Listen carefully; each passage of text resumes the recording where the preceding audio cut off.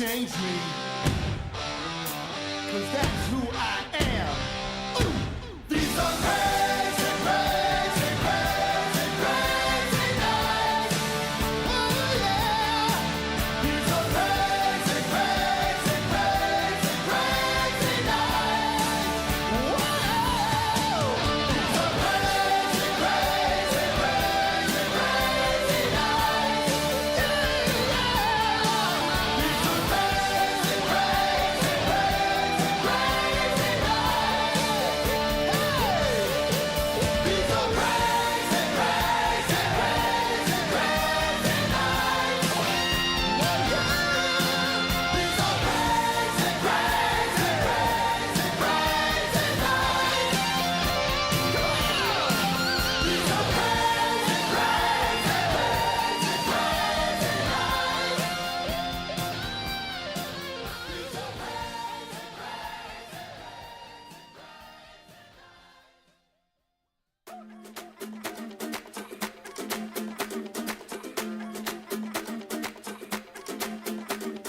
Mr. Worldwide to infinity, you know the roof on fire. We go boogie, oogie, oogie, jiggle, wiggle, and dance like the roof on fire. We go drink drinks and take shots until we fall out like the roof on fire. Now, baby, get my booty naked, take off all your clothes and light the roof on fire. Tell her, baby, baby, baby, baby, baby, baby, baby, baby, baby, baby, I'm on fire. I tell her, baby, baby, baby, baby, baby, baby, baby, baby, baby, baby, I'm a fireball.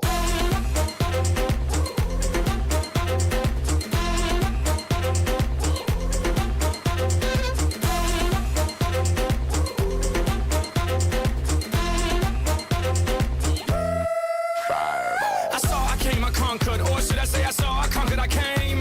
This little chico on fire, he ain't no lie. Well, y'all slipping, he's running the game. Now, big bang, boogie, get that kitty little noogie in a nice, nice little shave. I gave Susie a little pat up on the booty, and she turned around and said, walk this way. I was born in a plane. Mama said that every word would know my name. I'm the best you've ever had. If you think I'm burning out, I never am.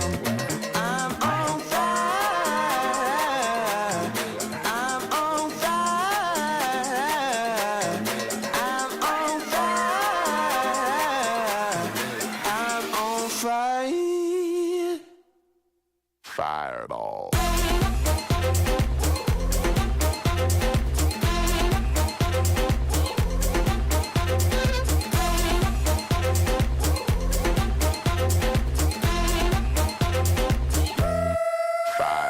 Sticks and stones may break my bones, but I don't care what y'all say. 'Cause as the world turns, y'all boys gon' learn that the Chico right here don't play. That boy's from the bottom on the map, MIA USA. I gave Susie a little pat up on the booty, and she turned around and said, walk this way. I was born in a plane. Mama said that every word would know my name. I'm the best you've ever had. If you think I'm burning out, I never am.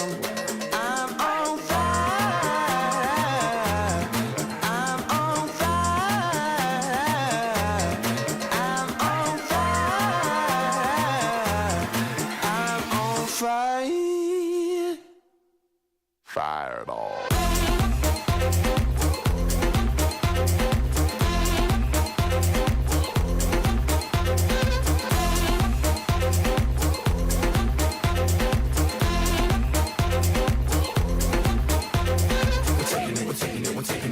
We're taking it down.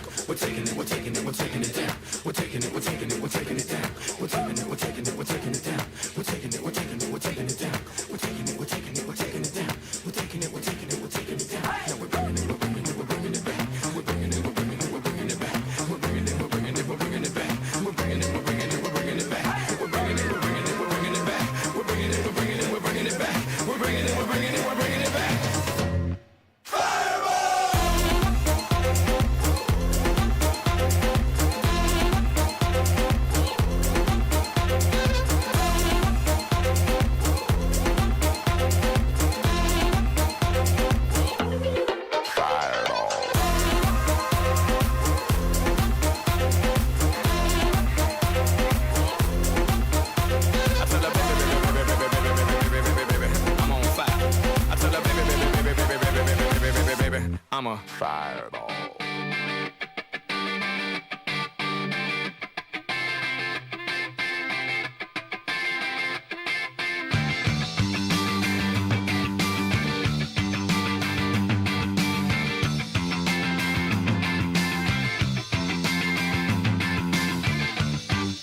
Tell me one more time as I hold your hand that you don't love me. Tell me one more time as teardrops start to fall. Shout it to me and I'll shout it to the skies above me. But there was nothing after all. Baby, baby, tell me that you never wanted my loving. Baby, baby, tell me that you never. Tell me one more time. One more time. Say you're leaving. Say goodbye. One more time. One more time. Say you're leaving. Say goodbye. Tell me one more time we never had a thing in common. Tell me one more time as you turn and face the wall. Tell me I should know you never were my kind of woman. And tell me we were fools to fall. Baby, baby, tell me that you never wanted my loving. Baby, baby, tell me that you never. Tell me one more time. One more time. Say you're leaving. Say goodbye. One more time. One more time. Say you're leaving. Say goodbye.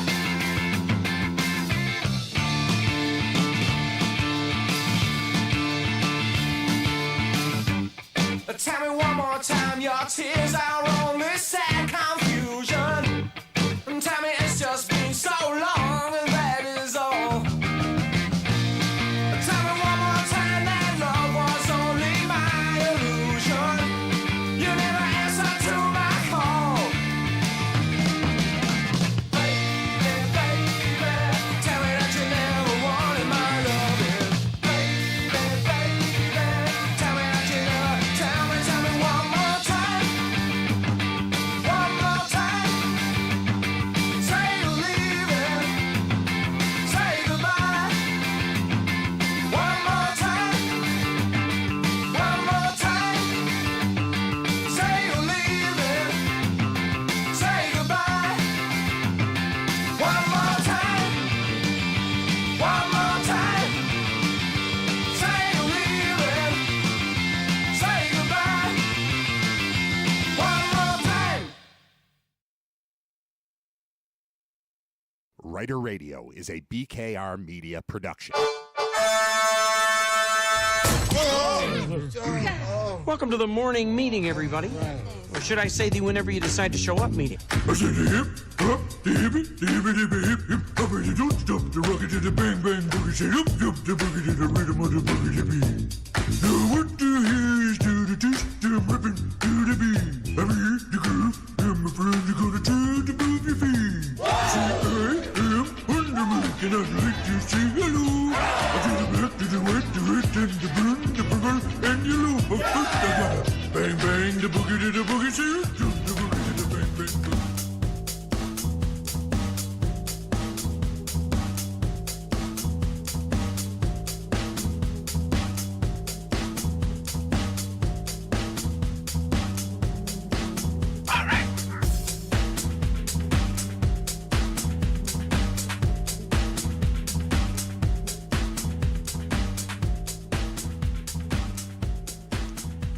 Here's how my day went yesterday. All right. I had episode 252 of RITER Radio to do. I started that at 10 o'clock like I always do. This is up too loud. It's my headphones that aren't up loud enough that it's making me confused. All right, there we go. I think that's right. Okay. So I had an episode of this show to do. I decided that I would trying to get out of the way of the banner there. I decided that I would end the show early I had, who came on? Bob Gaughan came on yesterday at 11 o'clock. We were done with him at, let's say, 11:25. And then I was going to just play the Nick Bakay conversation that maybe I'll play today. Like, it needs to be aired on the show. There are people that only listen to the show, never go back and listen to the recorded episodes. And it was awesome. And it was Friday. It was episode 250. And something went wrong, and the whole thing didn't air. So then I had it air. But it was taped. It was all recorded. So then I pretended it was live, sort of, and let it premiere on Saturday. But I don't do shows on Saturdays, and I don't know that, you're not sitting at a desk listening or watching or whatever on a Saturday. So like that, nobody's heard this yet. It's there, it's online, but it needs to be a part of the show. So I was like, this is perfect because I have to get ready. Brain Vault episode 1 was last night. Live trivia event at the Kaz in South Buffalo. Tickets on sale for next Tuesday right now at thekazbuffalo.com. I had to get ready. There's a lot to do to get ready for a live thing in front of people on a stage with lights and cameras and stuff. And it was a very convenient situation where I was like, all right, I'm going to press play on this. And it's 52 minutes of video and audio. And it works perfectly. So that was how the show was going to end yesterday. That was going to give me an extra, basically, hour to, and even more. Even, like, there's more to it. Because I have to do processing of the video afterward, and if I cut an hour out of it, I didn't need to include, like, it would have just very much helped me. And I was like, all right, I'm going to play one song, and then we're going to come back with Nick Bakay, and then I was going to be able to do all kinds of stuff to help get ready for the show. And the Bills hired a coach. They already fired him. That was last week. The Bills hired Joe Brady as their new head coach during that song. Or, the information was released during that song. So I was like, all right, fine, I'll come back. So I stayed on for another half hour, 40 minutes or something, cutting into my prep time. All of this is leading up to, say, going into this thing so that the show starts at 7 in South Buffalo. The doors open at 5:30. My plan was to be there at 5. Things I didn't account for included Joe Brady being hired, pushing everything back an hour, and just the way my brain works, trying to get stuff ready. It's like, what am I forgetting? And I just kept thinking of things. Oh, I got to do this. I need these little sheets of paper for people to write on. Oh, I need a bucket for them to put their names into. I need this. I need that. I need printouts of the QR code so people can scan themselves in and play the game. I need to send this slide to this guy. Oh, Jeremy's not going to be there. Jeremy Hoyle, who's the music director, who I've been dealing with at the Kaz, isn't going to be there. He's out of town. So I got this guy, Steve, who tours with Emerson, Lake and Palmer. My lighting guy tours with Emerson, Lake and Palmer. All right. Like, this is real stuff. Anyway, scramble. Next thing you know, I'm in the car, planned to leave my house at 4:30, left the house at 10 to 5. Forgot about snow. Forgot about rush hour. I thought I was going to be there at 5. I was there at like 5:40. Ugh. On my way there in the snow I didn't want to take the 290. 290 was going to be a disaster. So there was no way. So I just kept turning. I learned this from my friend David Graham. You're trying to go somewhere, just keep going where you're allowed to go. Remember, we were in a rush going somewhere, and he just kept making all these weird turns, but it was like, we can make a right on red here. Like, yeah, we're going left. Yeah, I know, but I can make a left up here. Like, all this. That was my route. My route yesterday was just turning when I could. Like, oh, there's some space here. I'm going to go that way. Because at least if I'm moving either south or west, I'm doing it right from my house to get there. It didn't work out great, but I felt like I was, producing at the time. It took me forever to get to South Buffalo. But somewhere during that drive, I was like, I'm kind of hungry. And then I thought about it, and I woke up at, I don't know, 8:45 yesterday. 8:45, that's right. Alarm was off at 8:45. Woke up at 8:45, started getting ready for this show, RITER Radio. Not this one. This is 253. That was 252. You know what I mean? Started getting ready for that.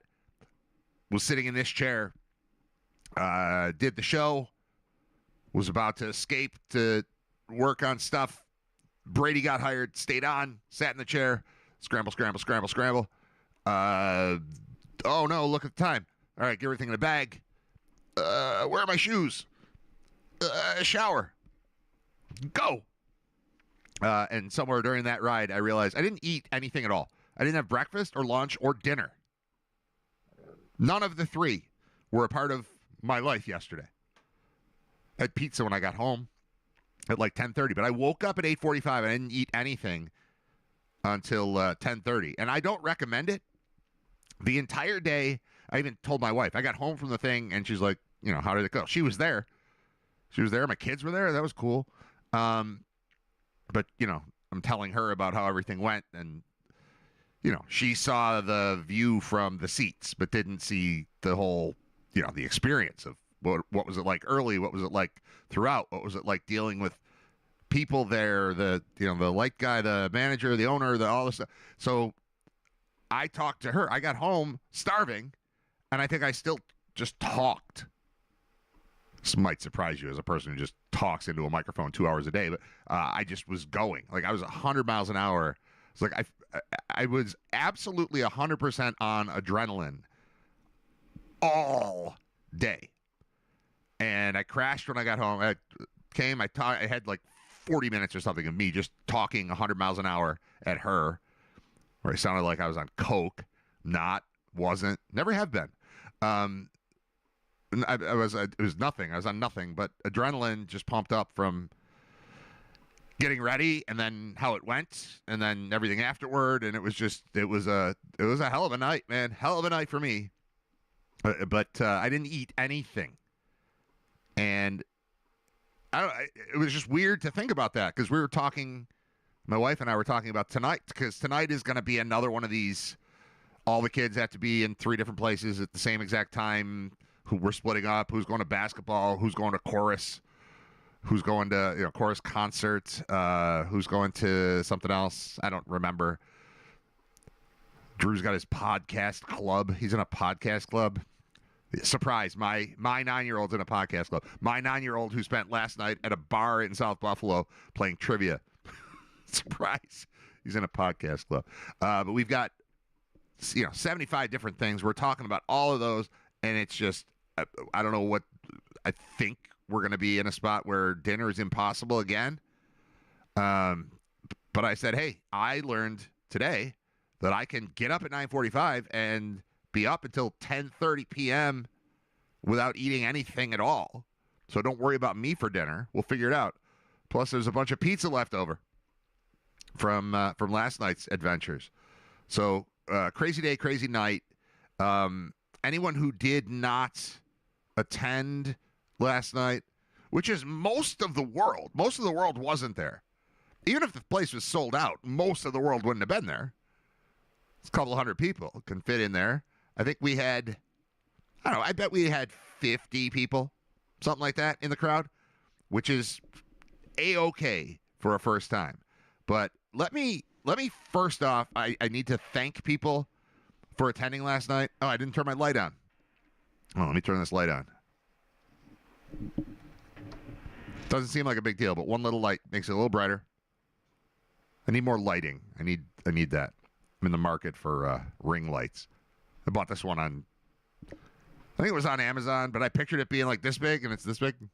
So it's just that. But I need 2 that are like here. And then we'll be good. I just want to thank everyone who made last night happen. I will start with Jeremy Hoyle, who is the music director at the Kaz and also a friend of mine for a long time, and also Strictly Hip. Go see them whenever you get a chance. They're the best. But Jer's the one who's like, hey, do you feel like doing trivia on Tuesdays? And I said, yeah, but it's gonna be more than just trivia. We're gonna do it like a thing. And it was a thing. It's a thing. In order to pull it off, we needed some people in the crowd. And I want to thank, in no particular order, family that came out. I had my wife and kids were there. My parents were there. I had aunts and uncles there. That was awesome. Friends.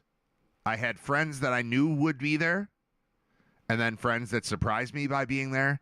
And it didn't feel that much different from my wedding.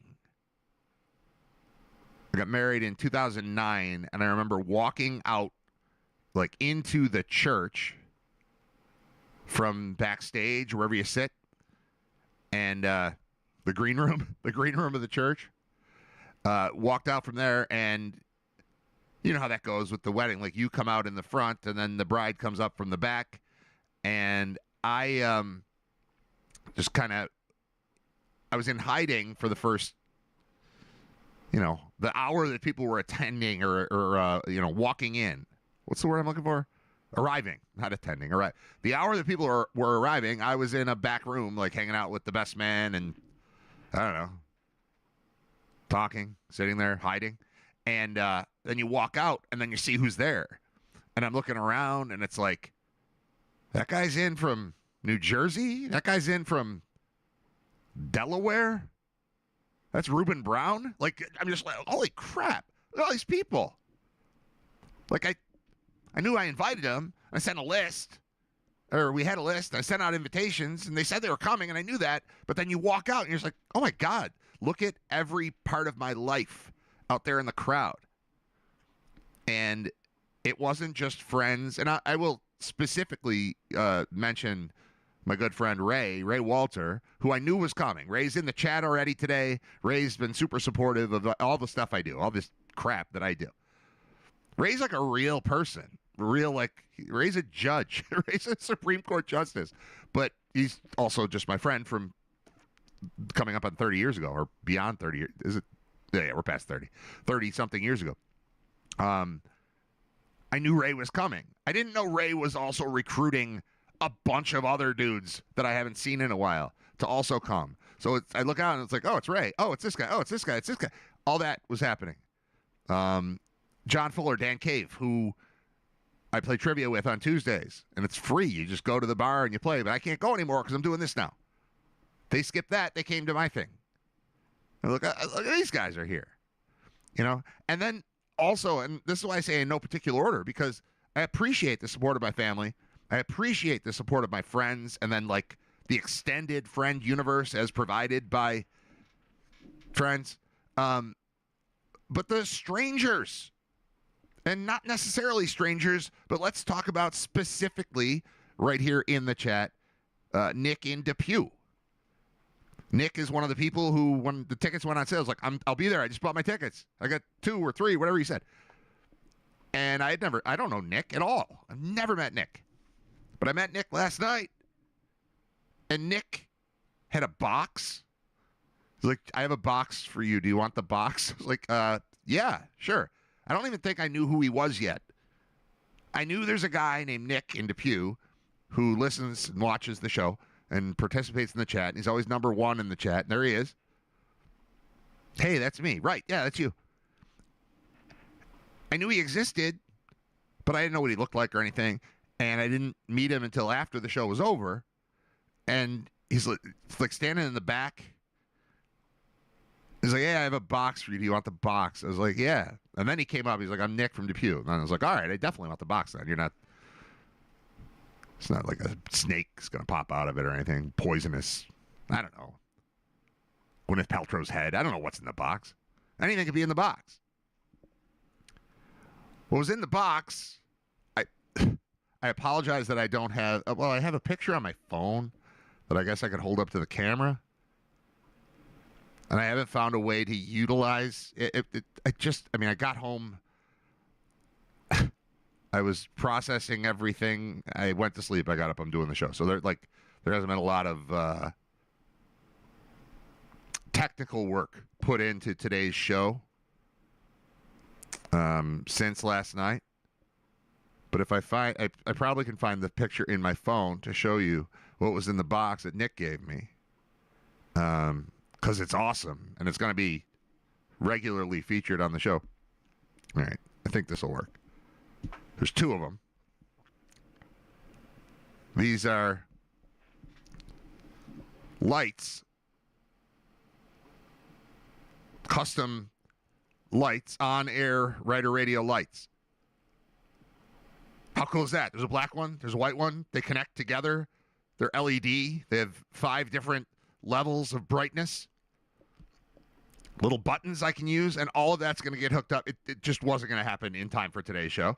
But these are going to, one or both of these are going to be a major part of the show. I'm thinking one of them will be on the screen all the time, and then the other one will be in like the guest chair over there that doesn't get used often, but like when the kids show up, when the kids are home from school. So, only like once, twice a week do they get a snow day in this era. I'm thinking one might go there. But thank you, Nick, for that. I was driving home from the thing, and I called my dad. My parents came to the thing, too. He just wanted to know, how'd it go for you and whatever. And the first thing I told him about was these lights that I got from Nick. He's like, wow. He's like, yeah, I met that guy. That guy was cool and whatever. And he goes, what does he do for a living? And I said, I don't know. He might make lights. I have no idea. I don't know the guy, but super cool. In addition to that, there's another dude, and I'm going to screw up his name, I think, but you'll get the gist of it. There's a guy who's sitting off to the side of the stage, and a couple times when we had little surprise, we had technical issues on the show being produced by me. Wow, that's weird, huh?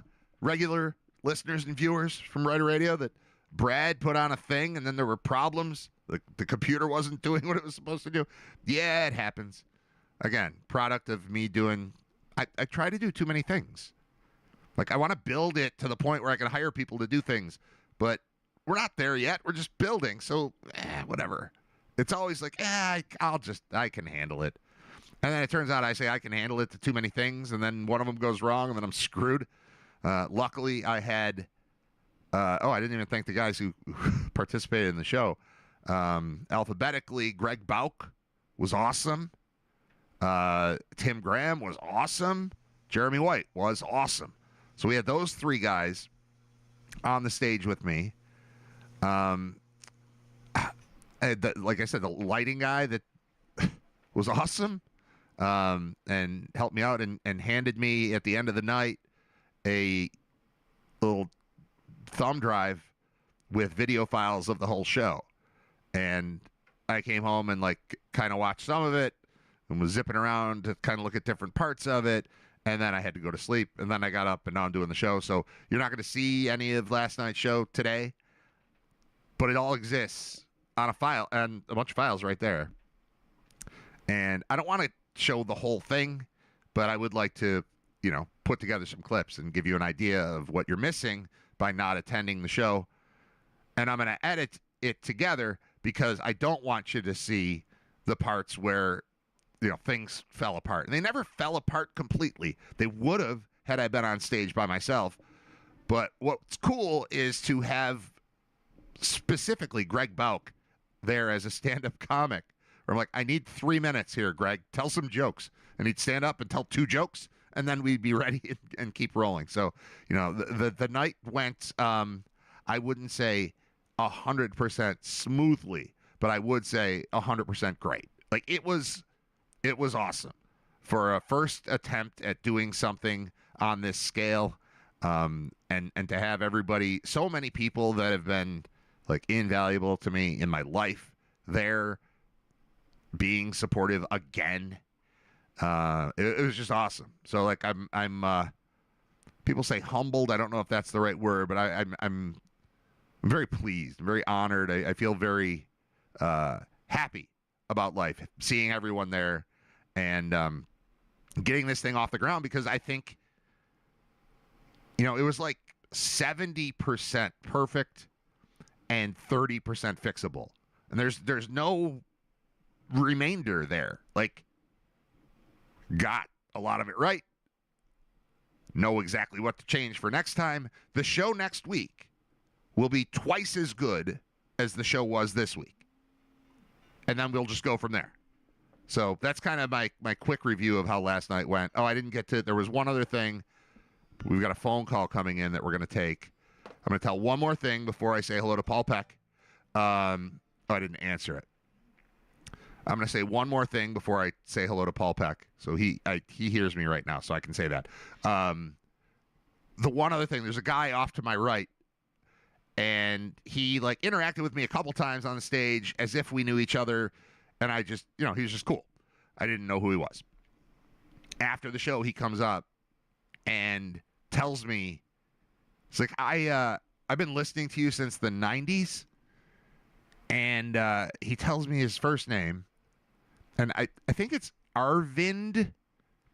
It's something, it's a name I'm not used to, but it's a name I remember. I'm like, you used to email me all the time, right? Your last name starts with R? He's like, yeah. And he said his last name. That's a long, I think I would guess Indian, whatever. But like there's a lot of letters in the name, and it's Arvind something. And that dude showed up. Like that it's been since WEC at least, which is 15 years ago, whatever, since I've heard from this guy, thought of this guy's name. I've never met him before. We do one night of this, and this guy shows up, and we exchange phone numbers, and I think he's my friend now. Like, it was that kind of night. So, pretty cool. Interrupting my preparation for the show yesterday was the Bills hiring a head coach. And somehow I got wrapped up in a Twitter conversation that Paul Peck started in defending the Joe Brady thing. So that's my fault. No, it's fine. Here's the deal. They hired Joe Brady, and I thought, all right, that's fine. Like I don't have a strong yay or nay opinion on it. And immediately my phone was getting blown up by my friends saying this is horrible. So I had one of them come on to talk about why it was horrible, and I just listened. I wasn't there to argue with him. I was like, why is this perception out there that this is such a terrible idea? And then I finish the show, and then I go on Twitter, and I'm in another fight where you're defending the hiring of Joe Brady. And I don't even think you're doing it over the top. You're just kind of saying, guys, chill out. Like, it might be all right. Yes. And so I wanted to have you on. It. I want your perspective. So I'm going to let you talk. You tell me your thoughts on how it's going, why they did it, what people are saying, what you're thinking about it. You lay it out, because I don't need to speak for you. All right. Well, first off, congratulations on the show last night. I'm disappointed that I couldn't get there, but we will, because I'm excited and I'm really happy that you got this thing up and rolling. So yeah, it was all my fault because, and to be honest with you, Brad, I'm not defending it. No, I know. I'm just trying to say, like, first off, no one knows. We don't know. No one ever knows about a coaching hire. Hire a veteran guy, and because he's got experience, and that could flame like Rex Ryan did. Hire a guy with no experience, and it could be great like Liam Cohen and Mike McDonald and so many others. Or right? it could be Greg Williams. I just thought people were a little over the top about their hatred for it. And I understand it, right? It's an emotional, that's what makes us great sports fans, is we're emotional. But I felt like the only reason people didn't like it was because they knew who he was. Sure. Right? And and then they kind of proceeded to beat him up over like, he runs a lot of screenplays. Like, well, okay. Like, so I cited the conversation you and I had about a week ago where you said to me, like, I don't think Joe Brady's very revolutionary as an offensive coach. And I said that could very well be true. I said, but I would argue with you that based on what you gave him to work with this year, that he turned out an offense that was top 5 in the NFL with no wide receivers. Like, you could argue that was a pretty hell of a good revolutionary job, right? So all I did was recite that story, which is why I tagged you in it. And then, of course, people's heads blew off. And, and I generally don't get involved in a lot of back and forth. I'm no Tim Graham on Twitter, nor do I want to be. But I was a little salty last night, so I got into a little bit of back and forth with people. The common response was, he didn't do anything. It was all Josh Allen. And I'm like, okay, wait a minute, right? Like, Josh Allen's great, and however great you want to tell me, there's some percentage of his greatness is tied to a coordinator and a coaching staff, right? Josh doesn't scout the opponents, doesn't design the plays, doesn't teach the plays, call the plays, right? Like every great player has great coaches behind him. So that was one of the points I wanted to make. Like, don't tell me that it was all Josh Allen, because that's clearly not true. And I just thought there was an unnecessary hatred for this. If you don't like this decision, that's fine. If you don't like it because you wanted someone else, that's fine. If you don't like it because he was on the staff, that's fine. But I think to all of a sudden think it's the worst move in the world is not fine. Not correct, not fine, because we've seen enough coaching changes over our lives to know the ones that we loved turned out bad and the ones we hated or had no clue about turned out pretty good. So is that a good summation of it all? Yeah, I think so. How do you, as just a random sports fan in Western New York, and I don't mean you, but I mean somebody else, how do you say the Brady hire is crap while knowing full well you would have supported hiring Grant Udinsky, who you never heard of until a week ago? Like that was the change you needed. Like, no, we right now need Grant Udinsky. We need Clint Kubiak. I didn't know Clint Kubiak existed until 2 weeks ago either. I know the name. I know Gary Kubiak, but that's not Gary Kubiak. It's Clint Kubiak. Like, I don't know. I have no idea. And honestly, my default answer, I had somebody ask me the other day, what do you think is going to happen? You got any inside info? And I was like, no, I have none. But here's where it feels like it's going to me. I thought Brady and Dable comes back. That's as an offensive coordinator, because I feel like Bean in his press conference specifically was referencing, without using his name, Dable, in saying some people are great at a job, but they're not meant to be a head coach because the pressure of that, it's overwhelming. There's way too much other stuff to do, and it's not just football. And I felt like he was saying, we'd love to have Dable back as an offensive coordinator. That's what it sounded like to me. And even yesterday when Brady got announced and I had my buddy on to tell me why this was a terrible hire, I was like, is it a terrible hire if Dable's coming back as the OC? And, 10 minutes after we're off the air, it's like, Dable's not coming back. Like, oh, okay, well, I guess that's out the door. But the reality is, maybe Brady, I don't know anything about him. I mean, I know his connections. I know where he's been, but I don't know what anybody does while they're where they are. And maybe he's a really organized professional dude, and that's why they think he can run the team. And in the moment when I was thinking Dable, like they think Dable is a genius at offense, but not a head coach. And they think Brady is a manager. And I know they used to kind of be, they were flip-flopped in positions if they even overlapped at all. I think Brady might have been quarterbacks at the time, whatever. But maybe you can flip it, and maybe that makes sense. And people are better in different roles. Like that was how I was justifying it, saying this might be all right.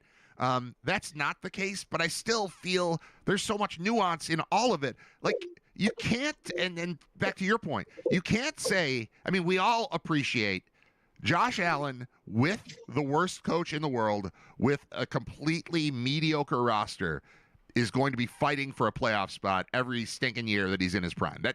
I think we all agree, like that guy is a superstar stud. That's who he is. But to your point, we can't just say everything good is Josh, and then everything bad that happens to the Bills is somebody else. He got where he is he got there with help.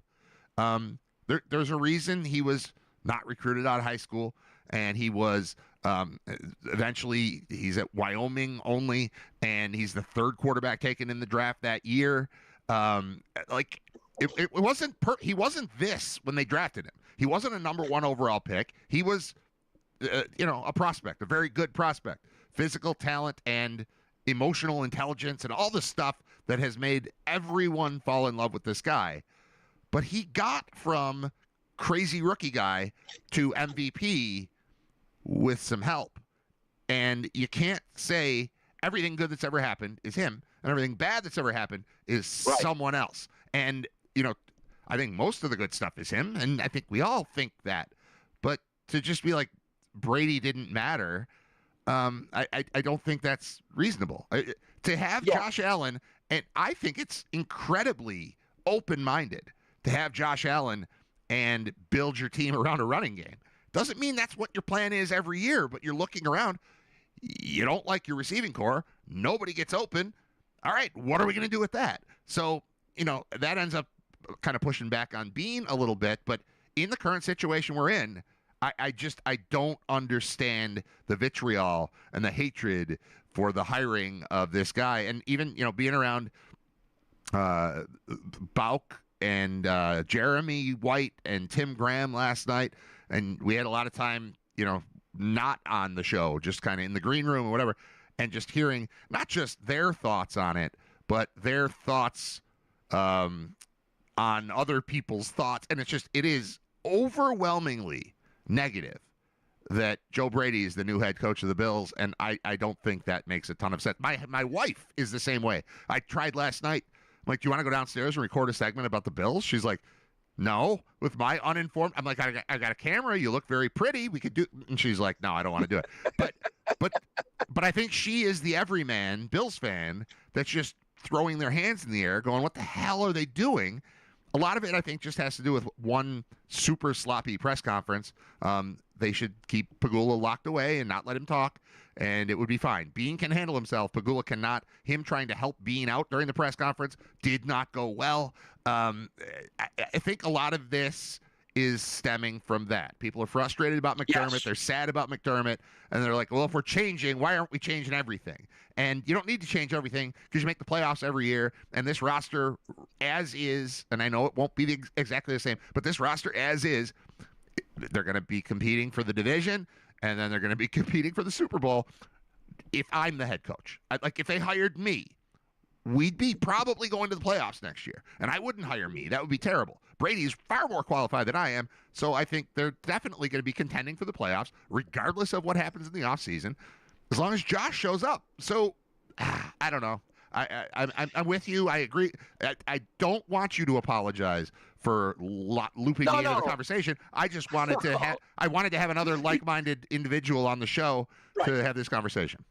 Yeah, you had a lot going on yesterday, so I apologize for adding that to your list. So a couple of quick points. I don't think Dable would have taken a job where he worked for a guy who worked for him, right? It's the NFL. Dable's been an OC before. He had opportunities to be an OC. I don't think he's coming back to a place that he's been let go of once to go work for a guy that was his quarterback coach, right? So I don't think that. I think you said it accurately, like you really wanted to hire a Grant Udinski that nobody knows anything about when you essentially had the equivalent of him who already has a relationship with your most important player. Like, to me, I got to think the clincher was Joe Brady knows Josh Allen. Josh Allen knows Joe Brady. And that's a positive in my mind. I thought Jeremy White brought up a great point on his show this morning is, the PR spin. Oh, this guy's from the McVay tree and he's from the Shanahan tree, right?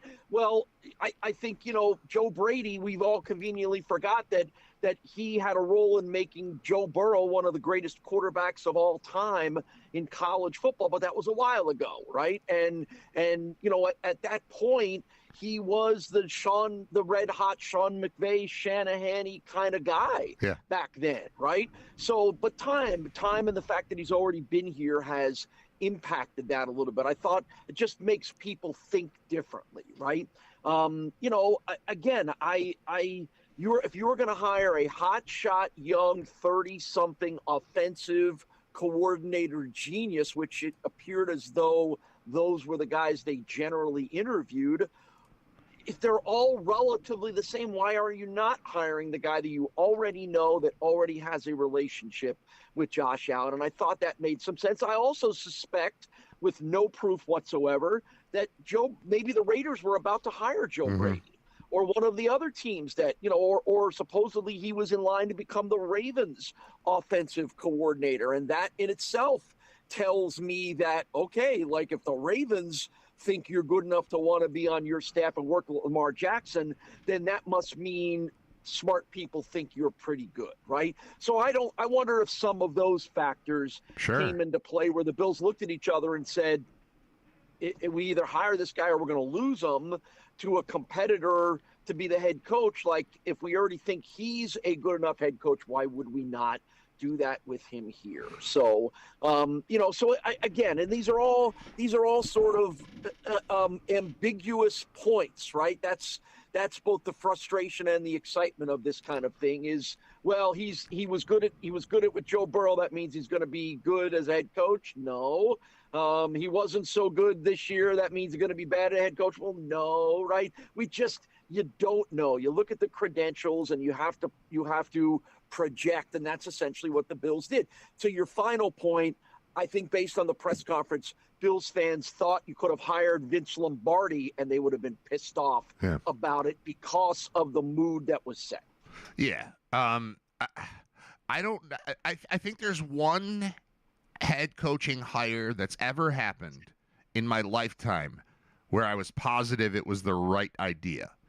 And that was when Lance Leipold was hired at UB. Because if you're picking a head coach in the NFL right now, you're either picking someone who is has never done the job before. That's Brady. Someone who has been fired from his last job because he had the job and didn't do well enough in the mind of the owner or the GM or something. Or you're pulling somebody who's been retired and doing broadcasting for a while, which is, Belichick's a little different, but, it's Belichick or it's John Gruden or it's Bill Cowher. So those are your three buckets you get to pull from. Old did it, retired on his own terms. Maybe he feels like doing it again is one. Did it, got fired, and is just hanging out and available is the other one. And then has never done it before. So you got to pick from one of those three. The only one, like the Leipold thing, I thought was so cool because he was uber successful at running a college football program, just hadn't bumped it up to the level of Division I. Like, well, and it the seems criticism right. was that the criticism was he did it down there, but Division I's different, right? That was the criticism of the Lance hire at the time. Yeah. So I will say this, I guess, if you wanted to hire Kurt Cignetti, that would be a different bucket too. Like if you like, oh my God, unbelievable, crazy success at the college level and bring him up. So that's it. But you got to choose from those four groups: washed up, fired, never done it, or college. Those you had to pick from there. So I don't know, pick somebody and see how it goes. And you still have Josh. So I don't know. They're gonna rework the roster. That obviously they were gonna do that if McDermott was still here. They were still gonna bring in 3 new receivers somehow. 2 in the draft, 1 in free agency, or vice versa, or a trade, or they were gonna do that. They've got to figure out what's going on free agent wise on the offensive line. I don't know financially if they can afford to keep everyone. We'll see. But generally speaking, you've got a team that, good God, man, a week and 3 days ago, we were all just mad that they weren't in the AFC Championship game and thought the league took it from us. So it's not like they're this dumpster fire. They're a good team that's trying to switch things a little bit. And I don't think you need to drastically, we got a clean house. No, you don't. You win every year. You go to the playoffs every year. You win the division most years. You don't need to clean house. Something's got to change. I get that. If I could just take what Pagula said at face value, I walk into that locker room and I'm like, damn it, this keeps happening. I got to do something. And I agree with that. And if McDermott's the answer to that, then that's fine to me. But let's not pretend that this is a complete mess of a football team. This is a really good team that's going to be in the conversation for the Super Bowl, regardless of what happens this offseason. They're going to be in the conversation for the Super Bowl before the season starts and throughout the season, and then in the playoffs, probably. So, you're going to have a new defensive coordinator, and that's a pretty critical hire for Joe Brady. So you're going to have you might have a completely different approach on defense, or at the very least a slightly different approach. You have a different head coach who wants different things, so it's going to be different even if it's the same guy. I'll tell you what might be interesting tomorrow, Brad.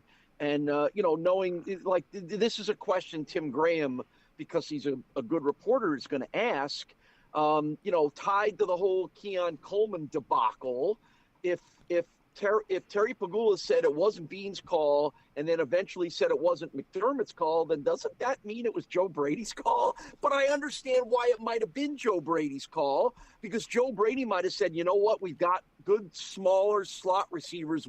I want a big, tall, physical one, right? Yep. And that's probably what led to the drafting of Keon Coleman.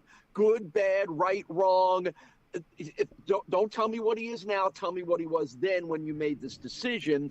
But that probably was Joe Brady who he was referring to. So that'll be an interesting question that he'll get asked tomorrow by someone, and I'll be curious to hear what his answer. But again, there's no conspiracy theories here. I would assume the conversation was maybe Xavier Worthy was slightly rated higher by the scouting staff, but decisions get made in the draft when they fit what the coaches want to do, and I suspect the coaches wanted a bigger receiver at the time. I wanted one too. I remember that, thinking I wanted nothing to do with Xavier Worthy, and them trading out of that spot and the Chiefs taking him did not hurt me at all.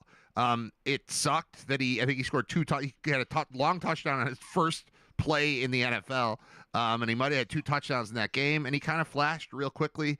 He hasn't been a ton of super effective since, and I didn't think that fit. I always, when I'm looking at wide receivers, I'm always trying to find Eric Moulds. I know they didn't make the playoffs with him very much, but that guy was prototypical wide receiver 1, and I'm always looking for that guy. And Xavier Worthy's not that guy. He's a fun toy, but he's Roscoe Parrish to me. And I'm looking for Moulds, I'm looking for, obviously, T.O. I'm looking for big, Justin Jefferson. I'm looking for big, strong, physical. That's my guy. And Xavier Worthy wasn't that. So I actually completely agreed with the concept of doing what they did. No, I haven't loved Keon Coleman, and no one has over the first couple of years here. But I get it. I get why they did it, and I would do it again this year. I would look for a better version of him, to improve this passing game. That's something. Sure. And I don't know, man. I think not to drift too far off the topic here. Everybody is always looking for that kind of guy, right? The problem is there aren't that many of them, right? And teams take big swings at these big, tall, physical guys. And I would suspect, again, with no statistical point to prove it, just my eye test, there's a lot bigger miss rate on those guys when they get to the NFL, because they're bigger and physical and they just push people around in college and put up big numbers and look great, where in the NFL it's more about route running and precision and things like that. So I think teams take swings at guys like that more often, hoping to find that guy. Yeah.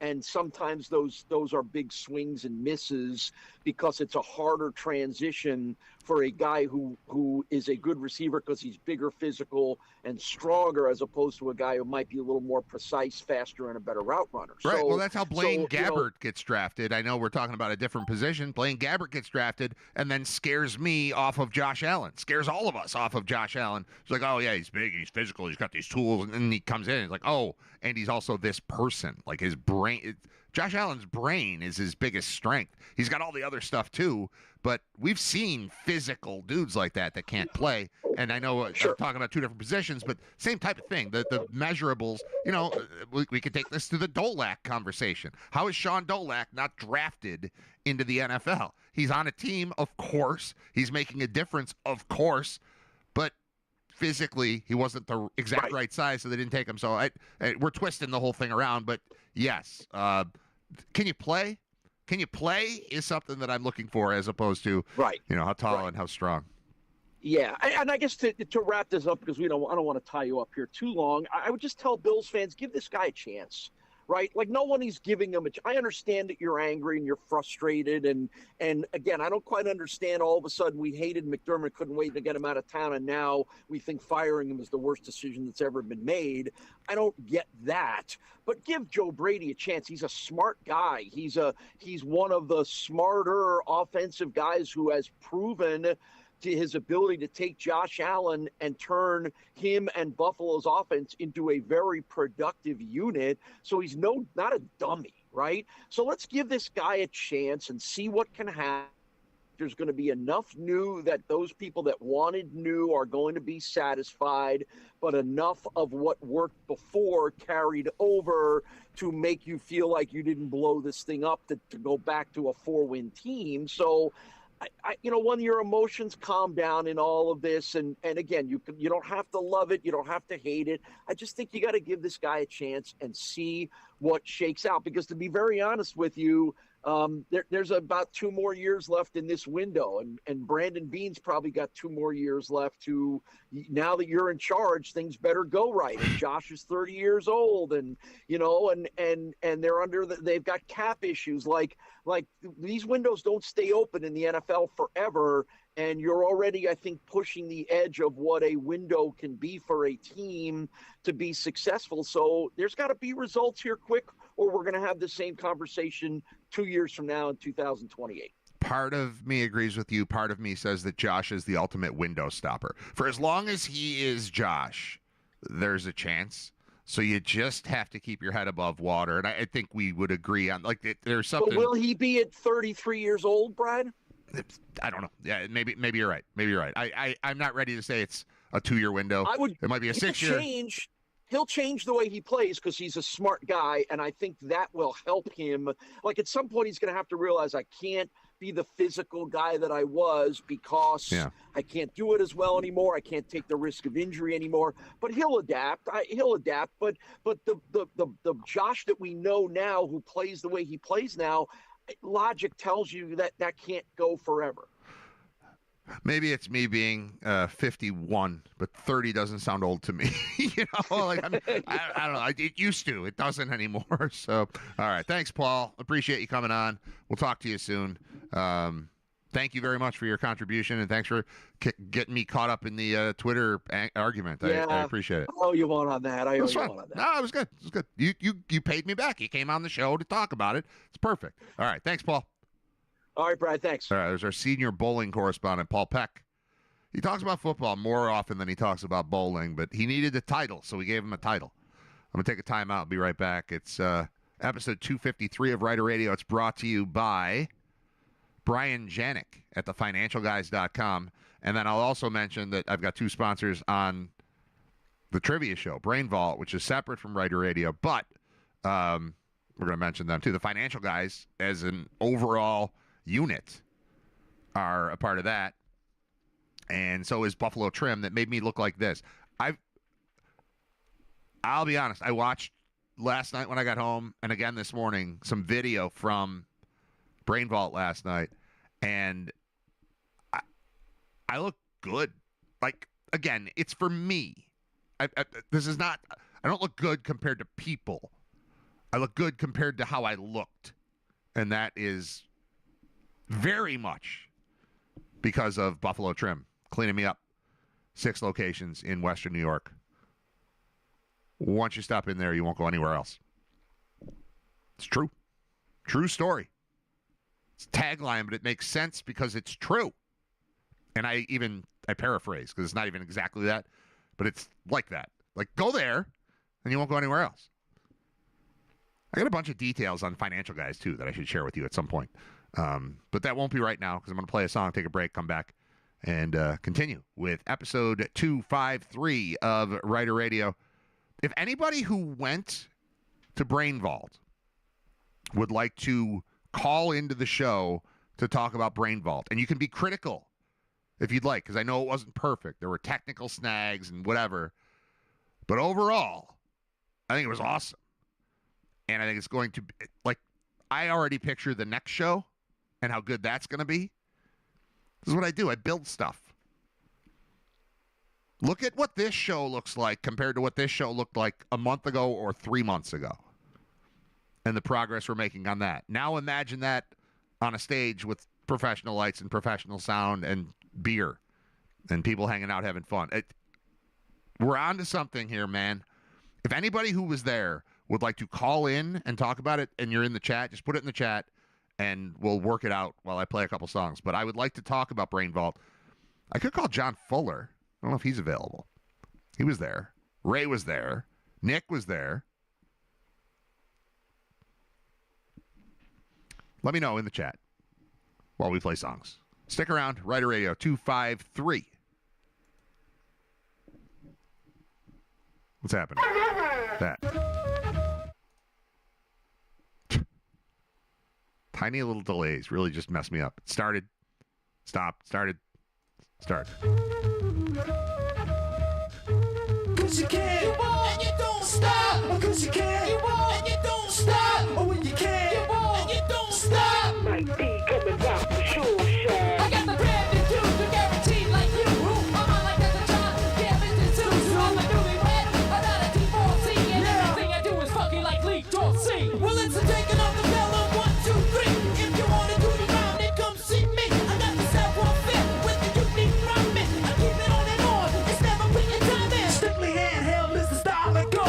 Never rock the mic with the pantyhose. I strap on my ear goggles and I'm ready to go. Cause at the boards it's the man they call him Mario. Pull up at the function and you know I'm Kodak. To all the party people that are on my road track, I got my action in my man John Woo. And I got mad hits like I was Rod Carew. Because you can, you won't, and you don't stop. Because you can, you won't, and you don't stop. You know you can, you won't, and you don't stop. And rock coming back, sure shot. Can't cross me on your ass and bust the eardrums. Listen everybody, cause I'm shifting gears. I'm fresh like doggy when I get my specs in. On the microphone I come correct.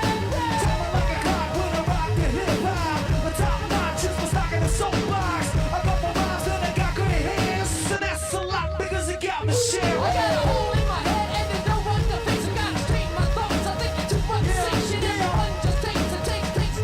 So I step back. I got a cut. Well, I'm like Lee Perry. I'm very on rock the microphone. And then I'm gone. I'm like Vaughn Bodie. I'm a cheap spacing.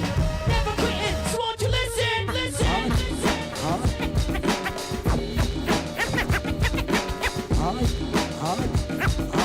Ah, yes, indeed, it's fun time. Because you can, you won't, and you don't stop. Because you can, you won't, and you don't stop. Oh, when you can, you won't, and you don't stop. It's the yay coming rock for sure, shine. I wanna say a little something that's all overdue. The disrespect to women has got to be due to all the mothers and the sisters and the wives and friends. I wanna offer my love and respect to the end. Well, you say I'm 20-something, then I shouldn't be slugging when I'm working harder than ever. And you can call it Mac and Zone. Something sit up on the couch and watching my TV. Still listen to wax, I'm not using the CT. Well, I'm that kid in the corner, all fucked up, and I wonder so I'm gonna take a piece of the pie. Why not? I'm not quitting. Think I'ma change up my style just to fit in. I keep my underwear, boots in my plastic, use bullshit, cause when it applies, then I'm done. My mind's out, the sound of the nation. Well, I got the ill communication. Don't stop, cause you can, don't stop. Born in a rockin' the shoe shine.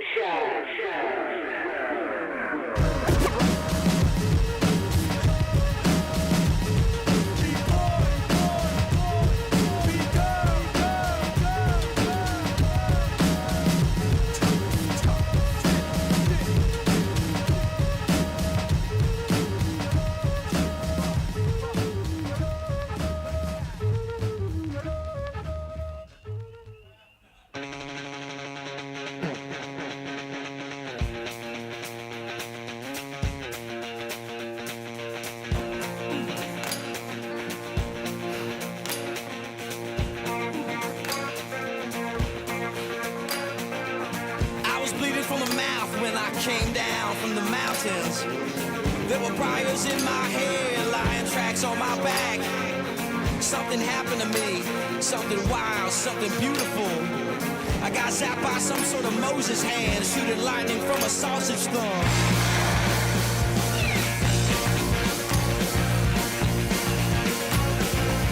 Underneath my teeth, I feel an Old Testament aching. Thousands of slaves digging riverbeds in my gums. Every song they keep singing something wild, something beautiful. My eyes flutter and the break into chorus, rattling my jaw.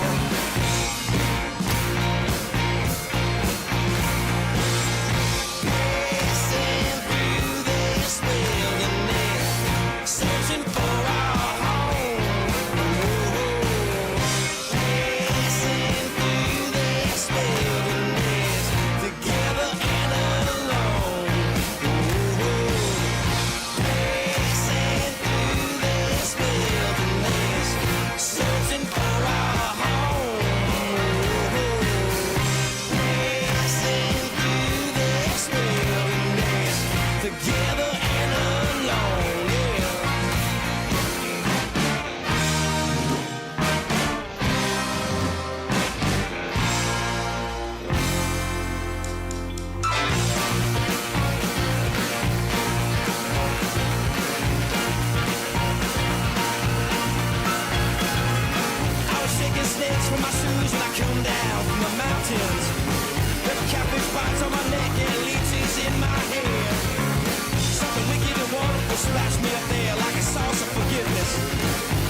became an energy drink. My energy became a really good friend.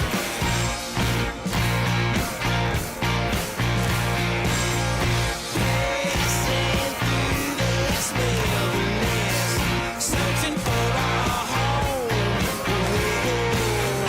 Racing through this wilderness, together and alone. Racing through this wilderness, searching for our home. Racing through this wilderness, together and alone.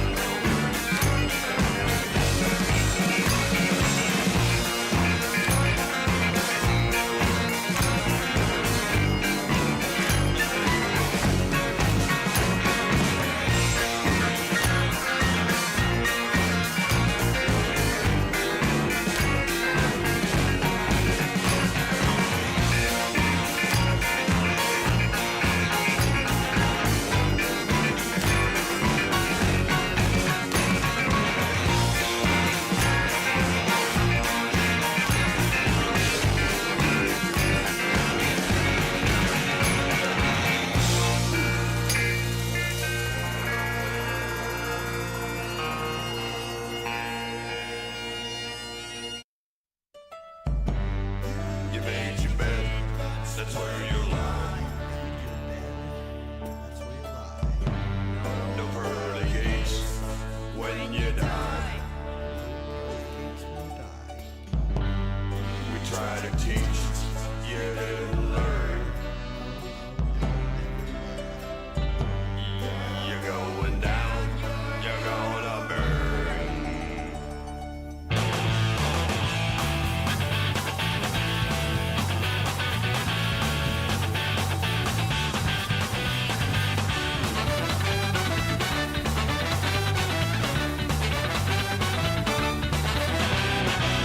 Fast to the menu, quick castle. Hypocrite talk shit, leave me alone. Nothing but too sweet, sense and spray. Point your finger like a tongue pass around the blade. Locked in my bed, that's where I'm lying.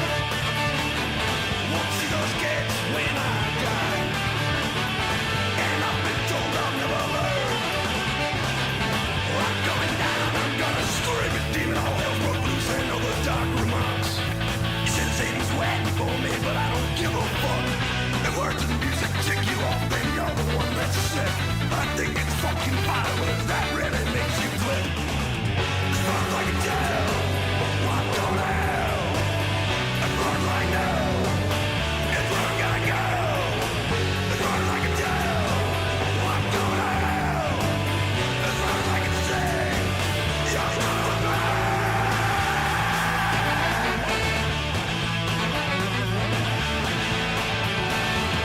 You made your bed, that's where you lie. Nobody gets when you die. We try to teach you to learn. You're going down, you're gonna burn. A whole smoke, is this a joke? I mean, man, you're on the move. Shut 'em up and shut 'em down. If you don't approve, cuss and curse and stuff your purse. And tell me where I'm going. Holy God, man, don't stop now, man. You make a count is groove. You made your bed, that's where you lie. Nobody gets when you die. We try to teach you to learn. You're going down, you're gonna burn. You made your bed, that's where you lie. God, God, where to sleep. Nobody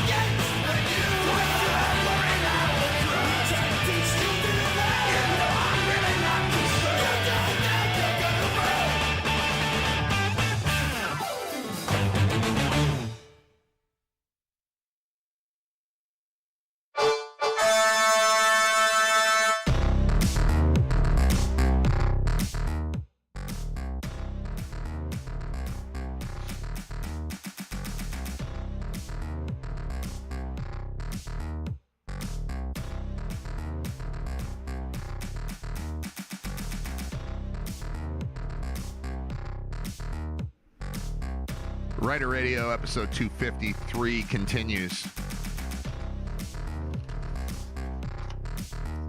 I've got all the on-stage brain vault questions sitting here in front of me. I don't know that I'll get to them. If I run out of stuff, it's there. I just opened Google News for the first time today. Reminded me that I should mention the Belichick thing. Bill Belichick did not get into the Hall of Fame on his first, first crack at it. He's not a first ballot Hall of Famer. There's some sense that it was Bill Polian fighting against him, saying that he should not be first ballot because of Spygate, Deflategate. Then he came out and said it wasn't him, but he needed 40 of 50 votes to get in and didn't get 40. So it's not going to be about a person, even if there's one person who is pushing for it. It's like, if it needed to be unanimous, if this is a jury and there's one guy that's holding out, then we can be like, what's up with that guy? But if you needed 11 people had to vote against it, and I don't know, he's going to get in. But people went nuts about it last night. This was all going on either as I was heading to, or hosting Brain Vault at the Kaz. So I got all this information. It's a pretty entertaining green room, by the way. First of all, let me say this. If you ever get offered an opportunity to have a green room, do it. Like, I intentionally wore different clothes than I was going to wear on the stage just because I knew there was a green room. And I could go in and hang stuff up and hang out for an hour and then put the stuff on right before going on stage. Like, there's a shower in there. Like, I don't know that I'm ever going to use it, but I could. If I get all sweaty hosting a trivia show at a music venue, and then I have to go somewhere else at 9 o'clock at night on a Tuesday and need to be super clean, I could take a shower there. But it's awesome. There's a fireplace. There's one of those mirrors with the light around it. You can touch and make the light brighter. There's a QR code. You can order food, and they just bring it down to you. Or beer, which was much more popular. With the panel. Not with me. I didn't have anything. I had water. I had one bottle of water the whole time. I felt different yesterday. I was just wired. I'm still kind of that way. I slept for a while, and I'm still kind of flying high off of that. And I cannot pretend it went perfectly, because it did not. I had software issues. Surprise, RITER Radio listeners. But, the software didn't work exactly as I expected it to, and that put me in a tizzy. But that's why we had the panel there to help fill it. I think people generally had a good time. I think people generally got a sense of what it can be and will be. And I've got very high hopes for what we're doing with Brain Vault. It is certainly the right venue for it. It's absolutely perfect. It's shot beautifully. Like, it looks like a TV show. And it's on me to turn it into one. Like, I have a lot of ideas. You know who else had a lot of ideas is Ray Walter, who is a semi-frequent guest of the show and is calling in momentarily, because right before the break I said, if anybody was there and wants to talk about it, call me. And he said, I'll call. So he said, give me a few minutes. But at some point, the phone's going to ring. It's going to be Ray. I should turn on the notifications on my phone because they're always silent. And if I actually turn it on in that way, we'll hear Ray calling. We go ringtone on, and if I turn the volume up here, when Ray calls, it will not anymore rely on me seeing it. He's calling right now. See, listen, you can hear it, I think. That's the sound of Ray Walter calling. Perfect.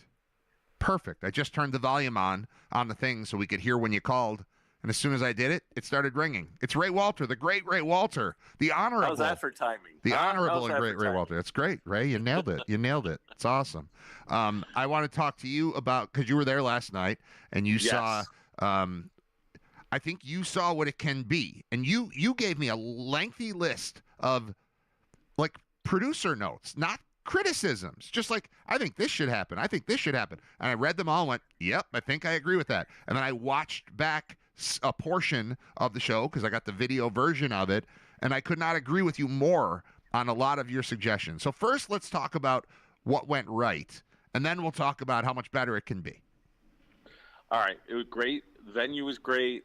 Panel was great. You were great. Everything was, it was fun. It was a cool experience. It was kind of like we're on this plane building it together as we're flying through the air. Yeah. And it was awesome. And I thought that the technology was good. Like the whole way I wasn't sure how the trivia thing was going to work. I've never done it like that before. Yeah.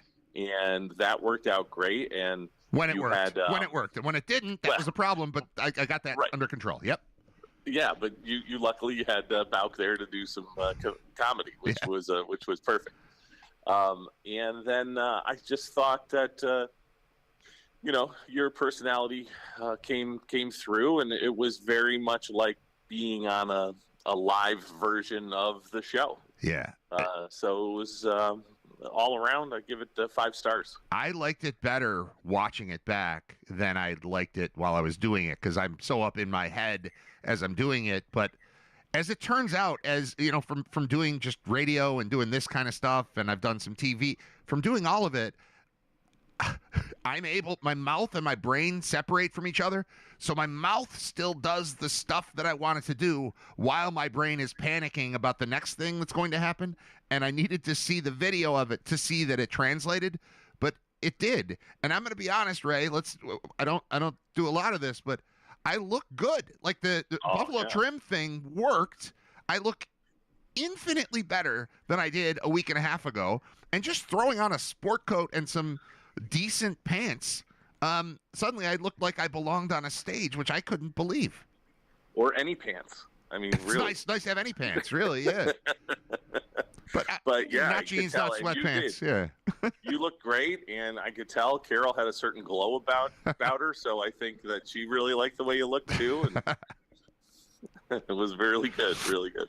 So can I ask you, did you recruit all of our other friends? Like, there were guys that I haven't seen in a way. Eric Benson, who ended up on stage, by the way. Hilarious. I assume that was your doing because I knew you were coming, but all of a sudden I look out in the crowd, and I said earlier on the show, it reminded me of my wedding. You come out from the back of the church into the thing, and you look, and you're like, oh my God, that guy's here. He lives in Albany, and he lives in Delaware, and he lives in North Carolina, and he lives, and it's like, and that's Reuben Brown. Like, I'm looking out, like, oh my God, look at my whole life in front of me. And there's like, I had a guy come up to me, like, I've been listening to you since the 90s. I'm like, what? And then I had this other guy, Nick, who's in the chat, who gave me these RITER Radio signs that will be on display on the show in the near future, but I didn't get around to it yet. But like, I couldn't believe the my entire life was, my parents were there, my wife was there, my kids were there, I had aunts and uncles and friends from high school and friends from college and listener. It was just, it felt great to me. And that's with what is I think a relatively small crowd, and what I think will probably be the smallest crowd we ever have for the show.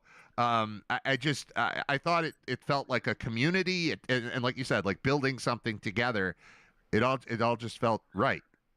Yeah, no, and then kudos to Nick. That was a very cool gesture. I wish I had a chance to meet him, but we had to get out of there. I had to get up early this morning, go to work. I understand. But I think that was certainly part of the charm was just having what seemed like friends, family, members of the Ride or Die pack here, so Brad pack. So it was really a nice feel. And I tell you, you said, like you talked about the crowd.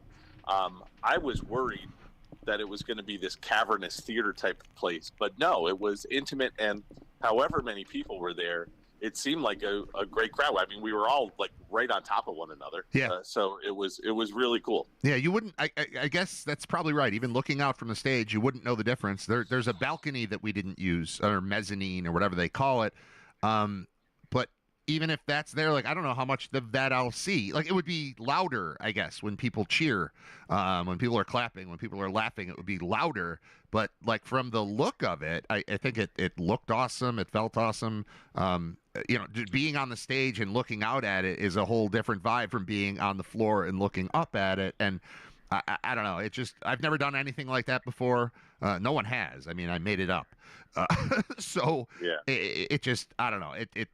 I'm basking in the afterglow of an imperfect but certainly improvable first night of it, and I'm very optimistic and super enthusiastic about the response that we got. And once, honestly, I think once I take this massive hunk of video that I have, I've got 7 different cameras shooting the whole show, and turn that into something to promote next week's show and the one after that, and the one after that, I think it just grows from there.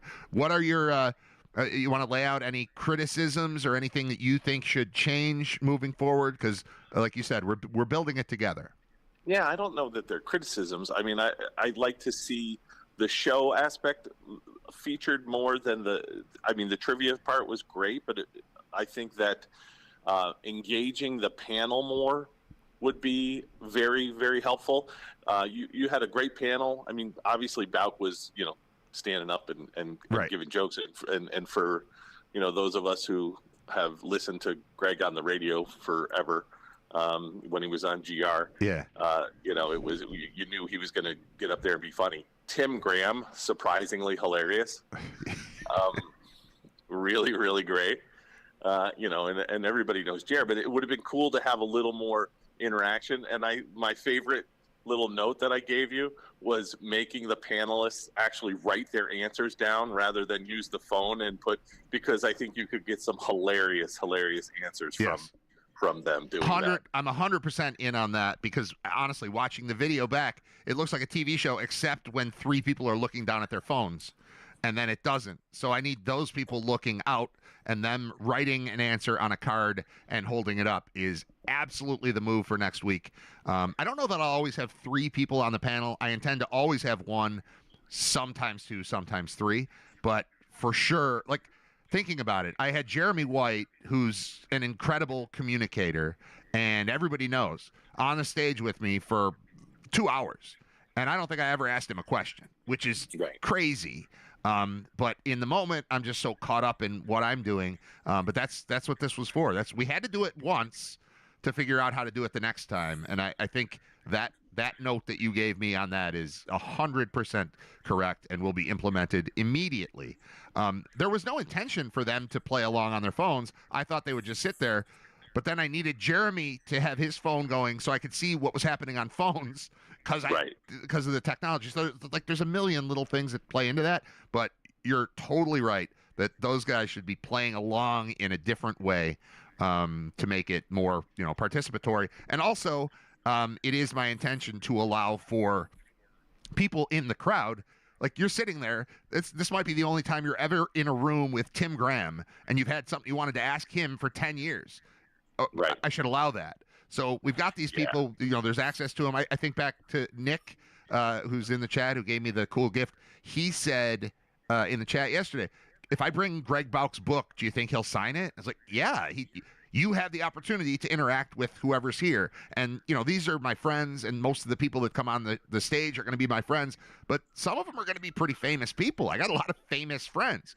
Sure. People want to interact with them. So if you've got a question for Jer, you should be able to ask that at some point. So I've got to work it out.